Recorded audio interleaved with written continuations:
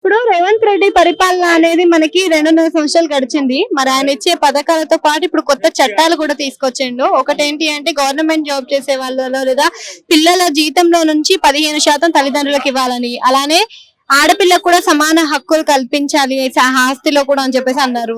ఇంకొకటి వచ్చేసి ఎవరైనా పిచ్చి పిచ్చి వీడియోలు కానీ లేదు వీడియోలలో బూతులు మాట్లాడడం కానీ లేదు ఒక కులమతాలను తీసుకురావడం కానీ ఇలాంటివి చేసి 7 ఏళ్లు జైలు శిక్ష అని ఇలాంటి 3-4 చట్టాలు కొత్తగా తీసుకొచ్చారు. మరి ఎలా అనిపిస్తుంది? మరి పథకాలు ఎలా ఉన్నాయి, చట్టాలు ఎలా ఉన్నాయి?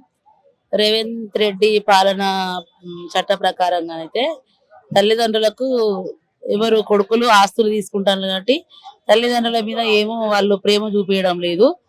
రేవంత్ రెడ్డి చేసినది మంచిదే పథకం. ఎందుకంటే వాళ్ళు రోడ్డు మీద పడి అనాథలు అయిపోతాండ్రు. కనీసం తిందామన్నా కూడా టైంకు తిండి పెట్టే పొజిషన్ లో లేరు కొడుకులు గాని బిడ్డలు గాని. ఆస్తులుంటే ఆస్తులకు ఆశపడతాండ్రు. వాళ్ళని వాళ్ళని ఏ రకంగా బూతు మాటలు తిట్టి రోడ్డు మీద పడేసి వాళ్ళను ఇంట్లోకి వెళ్ళి వెలువెలుస్తున్నారు కొడుకులు గాని బిడ్డలు గాని. ఆయన చేసింది ఏంటంటే ఫస్ట్ తల్లిదండ్రులను చూసుకోవాలి. ఫస్ట్ మనకు జన్మనిచ్చిన తల్లిదండ్రులు వాళ్ళు కాబట్టి వాళ్ళ రుణము మనకు ఆస్తులు కాదు, తల్లిదండ్రులే రుణము.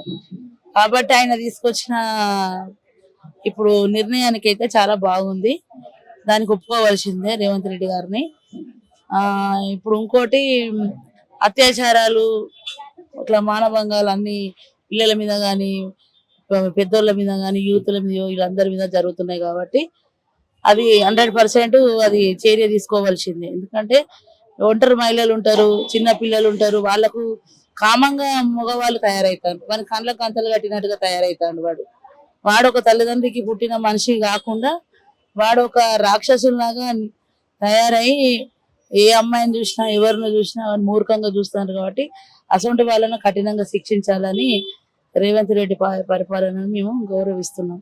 అంటే ఇప్పుడు వచ్చి 2.5 సంవత్సరాలు మరి అసెంబ్లీలో 6 పథకాల గురించి కూడా మాట్లాడినప్పుడు మరి దానికి సమాధానం లేదు. మరి 6 పథకాలు అందినాయా? అందుతున్నాయి. ఇప్పుడు ఉచిత బస్సులు మహిళలకు ఇచ్చారు ఒకటి. తర్వాత ఇందిరమ్మ డబల్ బెడ్రూములు గత పరిపాలన ఉన్నప్పుడు ఇందిరమ్మ డబల్ బెడ్రూమ్ మాత్రం ఎవరికి ఇయ్యలేదు, కట్టి వదిలిపెట్టిండ్రు. అప్పుడు కూడా ఎవరి ఇష్టానుసారంగా ఎవరు పైరుల మీద అది జరిగింది. లేని వాళ్ళు లేనట్టే ఉన్నారు, ఉన్న వాళ్ళు మాత్రం ఉన్నతంగానే ఉన్నారు. కాబట్టి గత పరిపాలన టిఆర్ఎస్ పరిపాలన ఉన్నప్పుడు రేషన్ కార్డులు కూడా కొంతమందికి అందలేదు. తర్వాత కొంతమందికి ఇండ్లు రాలేదు. సగం ఇండ్లు బేస్మెంట్ వరకు కొన్ని డబ్బులు వచ్చి కూడా కొన్ని ఇండ్లు కూడా ఆగిపోయిన రోజులు కూడా ఉన్నాయి. ఆ పరిపాలన అందరూ ఎమ్మెల్యేలు కానీ ఎంపీలు వాళ్ళని వీళ్ళని కలవడం ఫైరోల్ చేసుకున్నా కూడా పనులు కాలేదు.